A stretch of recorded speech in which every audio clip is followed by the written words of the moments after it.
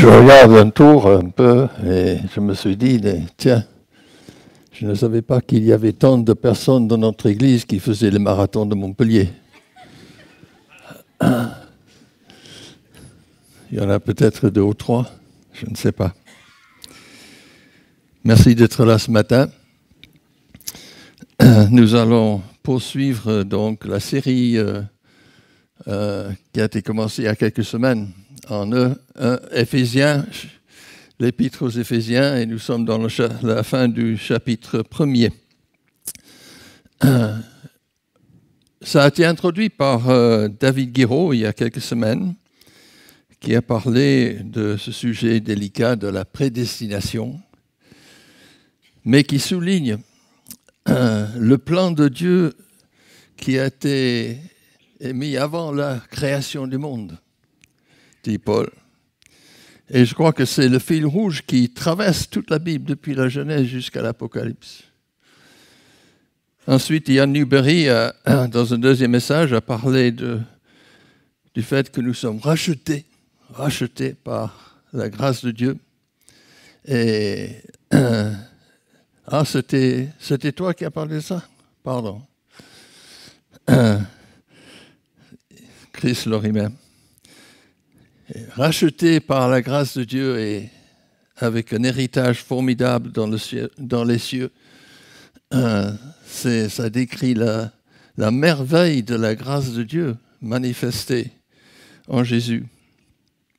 Paul, lors de son deuxième voyage, avec Aquilas et Priscilla, fait une brève halte à Éphèse. Ensuite, il retourne en Israël, à Jérusalem, et lors de son troisième voyage, il va rester 3 ans, presque 3 ans, à Éphèse. Et l'église d'Éphèse s'établit de manière remarquable. En Acte 19, on lit l'histoire, jusqu'au point de dire que tous les Juifs d'Asie, c'était Turquie de l'époque, tous les Juifs avaient été exposés à l'Évangile. Je ne sais pas, je suis sûr et certain que je ne me trompe pas si je dis que tous les habitants de Montpellier n'ont pas été exposés à l'Évangile, n'est-ce pas? Mais l'Église a été établie et maintenant avec Éphésiens, donc Éphésiens, Colossiens, Philippiens, Paul est en prison à Rome, et il écrit pour encourager les églises. Donc on va lire Éphésiens, chapitre 1er, à partir du verset 15 à 23. J'ai choisi la version du semeur, et de temps en temps, je mets quelques mots de second. Alors, Éphésiens 1, 15. Pour toutes ces raisons, tout ce qu'on vient de voir au sujet du plan de Dieu, du salut en Jésus-Christ, pour toutes ces raisons, moi aussi, après avoir entendu parler de votre foi au Seigneur Jésus et de votre amour pour tous ceux qui appartiennent à Dieu, je ne cesse de dire ma reconnaissance à Dieu à votre sujet quand je fais mention de vous dans mes prières. C'est une prière de Paul que nous avons ici. Je demande que le Dieu de notre Seigneur Jésus-Christ, le Père qui possède la gloire, vous donne par son esprit sagesse et révélation pour que vous le connaissiez. Je demande qu'il illumine ainsi votre intelligence. Et j'ai mis le mot de second ici. Il a dit les yeux de votre cœur. Qu'il illumine les yeux de votre cœur afin que vous compreniez en quoi consiste l'espérance à laquelle vous avez été appelés. Quelle est la glorieuse richesse de l'héritage que Dieu vous fait partager avec tous ceux qui lui appartiennent. Et que vous compreniez quelle est l'extraordinaire grandeur de la puissance qui met en œuvre en notre faveur, à nous qui plaçons notre confiance en lui. Cette puissance, en effet, il l'a déployée dans toute sa force en le faisant agir dans le Christ lorsqu'il a ressuscité d'entre les morts. Et il l'a fait siéger à sa droite, dans le monde céleste. Là, le Christ est placé bien au-dessus de toute autorité, de toute puissance, de toute domination, de toute souveraineté. Christ est placé au-dessus de toute puissance, toute autorité, etc. De toute domination, de toute souveraineté, au-dessus de tout nom qui peut être cité non seulement dans le monde présent, mais dans le monde à venir. Dieu a tout placé sous ses pieds. Et ce Christ qui domine toutes choses, il a donné pour chef à l'Église qui est son corps, lui en qui habite la plénitude de Dieu, qui remplit tout en tous. Je n'ai pas compté le nombre de tout, mais je les ai mis un peu en gras. Vous pouvez les compter, je crois qu'il y a une dizaine dans ces quelques versets. C'est pourquoi, pour cette raison, c'est pourquoi, dit Paul, je vais monter ma reconnaissance, je prie pour vous. Et il demande à Dieu 3 choses. Et j'aimerais qu'on les médite ensemble un peu ce matin. 3 choses qu'il demande au sujet des chrétiens d'Éphèse. Et je crois qu'on peut dire sans se tromper que ce sont des choses qui nous sont aussi nécessaires.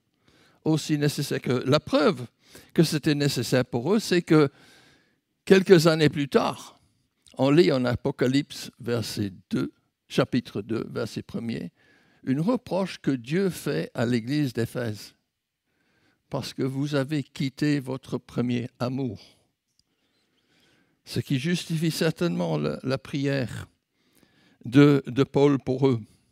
Donc il y a 3 choses. La sagesse et la révélation pour que vous le connaissiez. Et j'ai ajouté le mot mieux, pour que le connaissiez vraiment. La deuxième, qu'il illumine les yeux de votre cœur pour comprendre quelle est la grandeur de l'espérance, etc.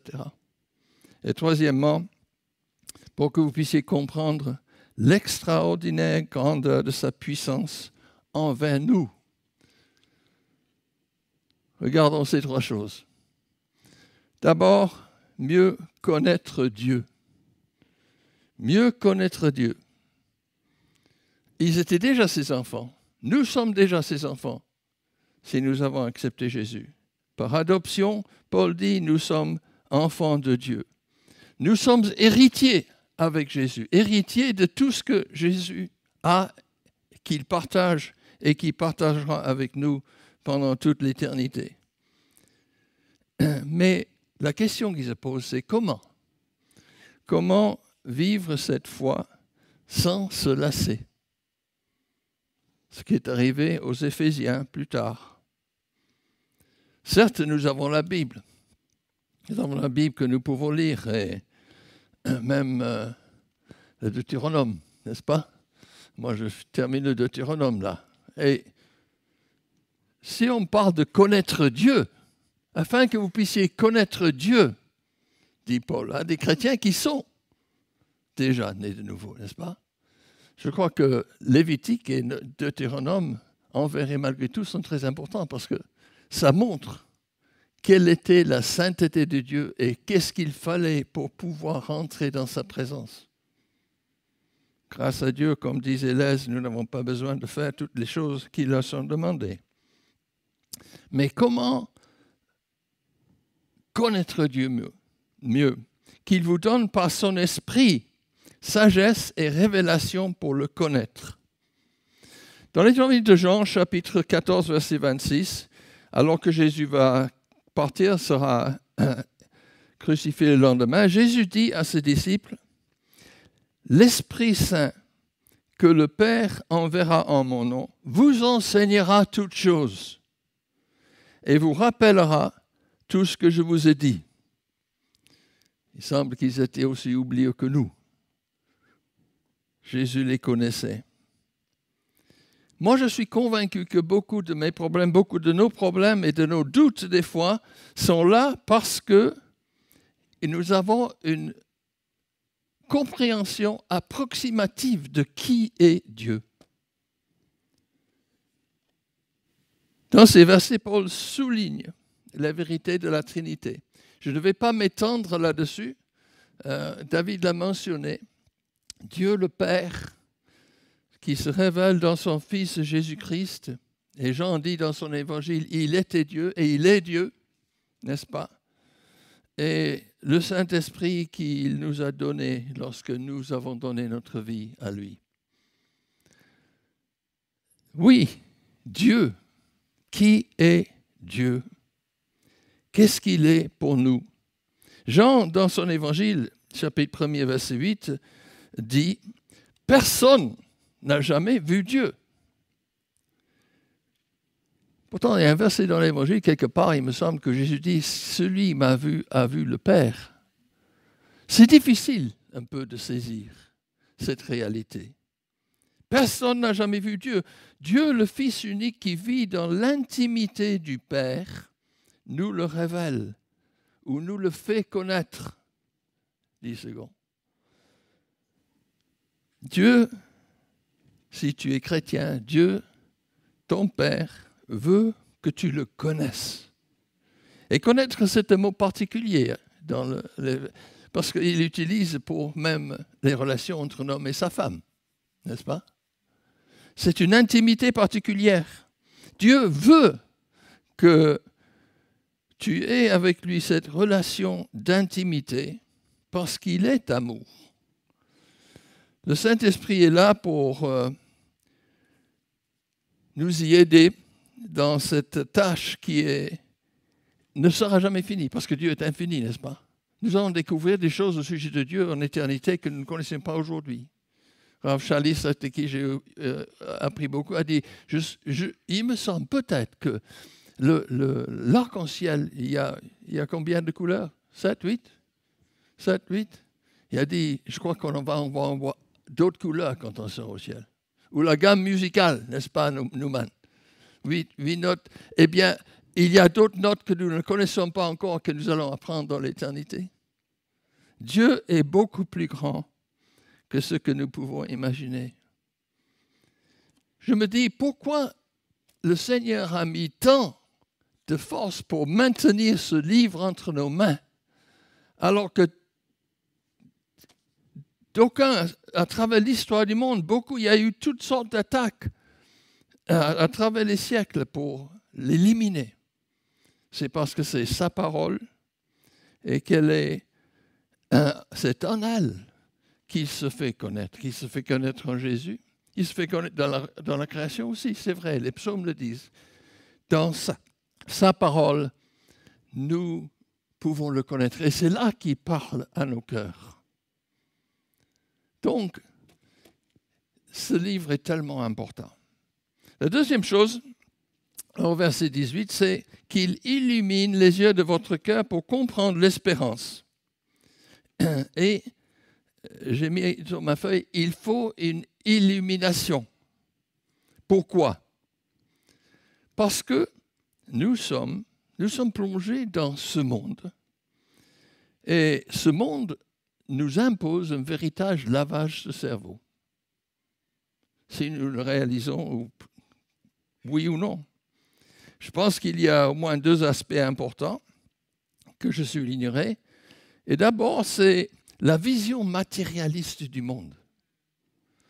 La vision de ce qu'il faut. On croit qu'il faut tant de choses pour être accompli, heureux. Il faut posséder ceci, il faut acheter cela, il faut prendre le dernier modèle pour être au top, pour être accompli et heureux. Et on s'attache, envers et malgré tout, à ce matérialisme. On a besoin d'en être libéré pour connaître Dieu, parce que Dieu est esprit. Même dans la Bible, il utilise des images matérielles pour se présenter. Parce que nous, on est limités et on ne connaît que ça. Mais comment le connaître? Il faut une illumination. De l'autre côté, il y a tant d'informations sur ce qui se passe dans ce monde. On regarde souvent les informations. Et j'ose dire même que c'est la mort de tous les côtés. Pourquoi? Quelle espérance ce monde peut-il offrir? On voit les guerres, on voit des catastrophes, et ce n'est pas que l'Ukraine, n'est-ce pas? Il y a la République démocratique du Congo, on pourrait faire toute une liste. Il y a les catastrophes répétées, et bien sûr, la Turquie et la Syrie sont là pour nous le rappeler. 50 000 morts, certains disent, mais peut-être 10 fois plus. Il y a les maladies, les épidémies. Il y a le Covid, bien sûr, mais il y a aussi d'autres qui apparaissent, et notamment dans des pays africains. Il y a des inondations un peu partout, Californie, Pakistan, Madagascar, Inde, et on pourrait répéter. Il y a la mort dans la mer à cause de la pollution. Moi, je crois que l'écologie, c'est une bonne chose. L'écologie, ce n'est pas Dieu, mais Dieu nous a confié la création et l'homme est responsable de ce qu'il fait. La mort dans la mer, dans l'air, et j'ajouterais la mort dans le mariage, si on comprend comment Dieu a créé et conçu le mariage, et dans la famille qui est attaquée de toutes parts, etc., etc. Quelle espérance subsiste dans le monde aujourd'hui? Et je crois qu'il y a beaucoup de jeunes qui se posent cette question. Quel avenir ai-je ici? Et la question qui se pose, c'est comment on peut échapper à ces choses? Comment on peut échapper à ce lavage de cerveau? Avant sa mort, Jésus a dit à ses disciples dans l'Évangile, « Je m'en vais, mais je reviendrai. » Et ce passage le dit à la fin, Jésus revient régner sur la terre. C'est presque une citation du psaume 2 qu'on a ici, dans ce passage, où il a toute puissance et toute gloire, toute autorité lui a été donnée sur toute domination. Il vient régner. Il est assis sur le trône du ciel. On a chanté qu'il règne dans le ciel et sur la terre. Sur la terre, ça peut devenir une réalité bientôt. Je l'ai dit à quelqu'un cette semaine. Il viendra établir la justice, la paix, pour libérer le monde du mal, pour purifier. Et alors seulement, tout sera vérité, lumière, joie, justice. Tout sera beau et bien, et l'amour régnera. L'apôtre Pierre dit quelque chose de semblable au début de son épître. La première épître de Pierre, et il dit au verset 3 et 4, « Loué soit Dieu, le Père de notre Seigneur Jésus-Christ. Dans son grand amour, il nous a fait naître à une vie nouvelle, à une perspective nouvelle. Grâce à quoi? Grâce à la résurrection de Jésus-Christ d'entre les morts, pour nous donner une espérance vivante. Car il a préparé pour nous un héritage. » Il utilise les mêmes mots que Paul ici. Écoutez bien. Un héritage qui ne peut ni se détruire, ni se salir, ni perdre sa beauté. Il le tient en réserve pour vous dans les cieux, vous qu'il garde par sa puissance au moyen de la foi, en vue du salut qui est prêt à être révélé au moment de la fin.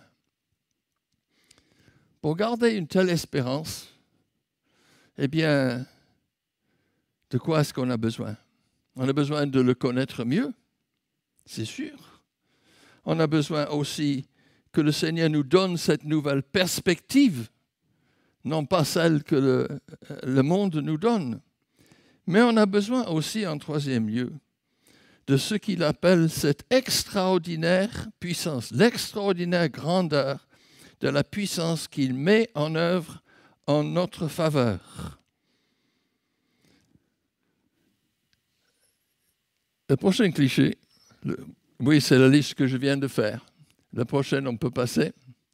J'ai mis en gras, la résurrection de Jésus change tout, n'est-ce pas? Il a déployé sa force en la faisant agir dans le Christ lorsqu'il a ressuscité d'entre les morts. Et ça change tout. L'infinie grandeur, j'ai mis les deux textes, de sa puissance manifestée avec efficacité par la vertu de sa force. Les hommes savent que la vie est essentielle, n'est-ce pas? Plus que toute autre chose, ce qui compte, c'est la vie. Il faut la prolonger à tout prix, des fois peut-être trop, mais parce que c'est Dieu qui donne la vie et c'est Dieu qui l'ôte. Mais c'est toujours la mort qui a le dernier mot. Tout le monde le sait, ça. Tôt ou tard. Si vous voulez toujours éviter le chômage, eh bien, il y a un emploi que vous pouvez prendre. Vous créez une entreprise de pompes funèbres, vous ne serez jamais au chômage. Ça, c'est sûr. Et puis, même quand on parle de la mort, si tu parles à quelqu'un, et il va dire, oui, bon, bien sûr, on va mourir, mais après, bon, c'est fini, quoi. Il n'y a plus rien. Plus rien. Beaucoup de personnes pensent cela. Mangeons, buvons, car demain nous mourrons. Faisons la fête maintenant. Moi, j'ai mis non, non, non et non. C'est faux. C'est un mensonge du diable. Notre Dieu est un Dieu de vie, Jésus l'a dit. Dieu est le Dieu des vivants et non pas des morts, dit-il dans l'Évangile. Jésus lui-même a fait 3 résurrections et il les a fait en public devant tout le monde. D'abord, le fils de la veuve de Naïn, ils étaient en public, en voyage, et puis il y avait un convoi funèbre et il suscite ce garçon et le rend à sa mère. Il y a aussi la fille de Jairus. Et les gens viennent alors que Jésus répond à l'appel de Jairus pour sa petite fille de 12 ans et ils disent, c'est pas la peine de l'embêter, elle est déjà morte. Et Jésus dit, ne crains pas, crois seulement et il va la ressusciter. Et tous ceux qui pleuraient, qu'est-ce qu'ils faisaient? Je ne sais pas. Peut-être qu'ils chantaient un cantique après. Mais aussi devant le tombeau de Lazare pour Marthe et sa sœur Marie. Tout ça en plein public. La résurrection de Jésus, c'est le fait le mieux attesté de toute l'histoire. Ce n'était pas dans un lieu secret. Dieu le fait, manifester son infinie grandeur, sa puissance, en le manifestant avec efficacité par la vertu de sa force. Paul multiplie les superlatifs pour qu'on soit absolument convaincu, comme Pierre le fait aussi. L'apôtre Paul fait un peu la même chose dans l'épître aux Philippiens. Philippiens chapitre 3, il est en train de dire tous les privilèges qui étaient les siens, parce qu'il a fait l'école prépa le plus élevée de l'époque avec les pharisiens. C'était un théologien hors pair. Il avait même assisté à la lapidation d'Étienne, n'est-ce pas? Il était encore étudiant à l'époque, je pense. Et il est de la tribu de Benjamin, il est un pur sang hébreu. Il a respecté la loi, tout ce que Lez nous disait tout à l'heure. Quant à mon zèle, il m'a conduit à persécuter l'Église. Face aux exigences, j'étais sans reproche. Sans reproche. Il dit, mais, tout cela, c'est zéro. Tout cela, et Maureen m'a dit, qu'est-ce que c'est ce mot-là? Que dalle. Pour moi. Parce qu'il y a une chose qui compte, et c'est Jésus. Le connaître mieux. Toutes ces choses constituées à mes yeux, un gars, il dit, mais je les considère comme une perte, comme de la boue, il dit. Et je vais même plus loin. Oui, il va beaucoup plus loin. Il dit, en qui je pourrais me confier à ces choses, mais je considère une perte à cause de la connaissance de Jésus. Connaître Dieu mieux. Et il ajoute encore à tout cela qu'il veut expérimenter. Expérimenter, je crois que j'ai mis ça, oui. C'est ainsi que je pourrais connaître Christ, c'est-à-dire expérimenter la puissance de sa résurrection. Ça veut dire quoi ça? Ça veut dire que Dieu veut manifester cette puissance dans la vie de chacun de ses enfants. Ce n'est pas la résurrection physique, c'est la puissance de la vie de Christ qu'on reçoit après quand on lui donne sa vie. C'est ainsi, dit Paul, que je pourrais atteindre, expérimenter la résurrection. Et ça, c'est sa vision. Et c'est sa vision pour nous. Ça sera vrai dans toute l'éternité. Mais le Seigneur veut se manifester, qu'on le connaisse et que ces choses se manifestent comme cela aujourd'hui. Je regarde la pendule là. Et je regarde l'aise. Je vais conclure avec 2 ou 3 versets. Jésus a dit ces choses clairement. Il a dit à Marthe, par rapport à tout cela, Jean 11, 25 et 26, « Celui qui place en moi toute sa confiance vivra, même s'il meurt physiquement, bien sûr. Et tout homme qui vit et croit en moi ne mourra jamais. Je ne mourrai jamais, parce que Jésus habite là dans mon cœur par son Esprit Saint. Et j'ai besoin d'une illumination pour les yeux de mon cœur, parce que pour éliminer tous les mensonges du diable que le monde sème, afin de pouvoir expérimenter cette réalité aujourd'hui. Il faut sans cesse examiner mon cœur pour qu'il me purifie par sa grâce.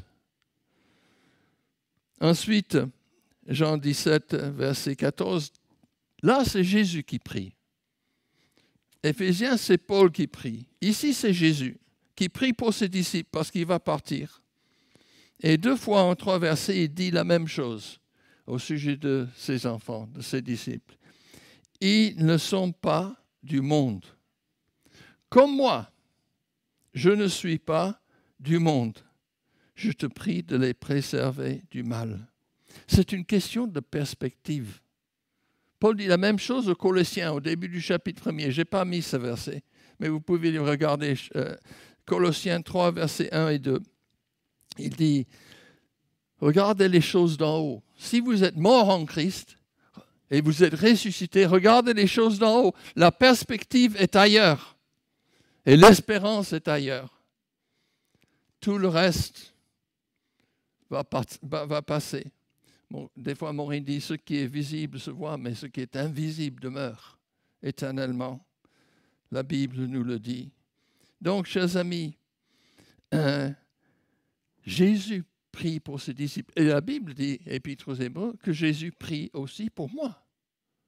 Il intercède pour moi et pour toi. Alors, si Jésus intercède, rien n'est impossible. Mais est-ce qu'on a la bonne perspective? Il faut saisir l'essentiel. Ces 3 choses, n'est-ce pas, que Paul nous laisse. Avant tout, mieux connaître Dieu. Faire tout pour vraiment saisir, petit à petit. Et encore même, ici on croit beaucoup, c'est toujours qu'une petite partie. L'éternité nous révélera le reste. Que nous puissions aussi voir avec les yeux de notre cœur l'espérance qui nous est réservée, qui nous attend dans le ciel. Parce que ça, c'est pour l'éternité. Le reste, c'est rien, que dalle, dit Paul.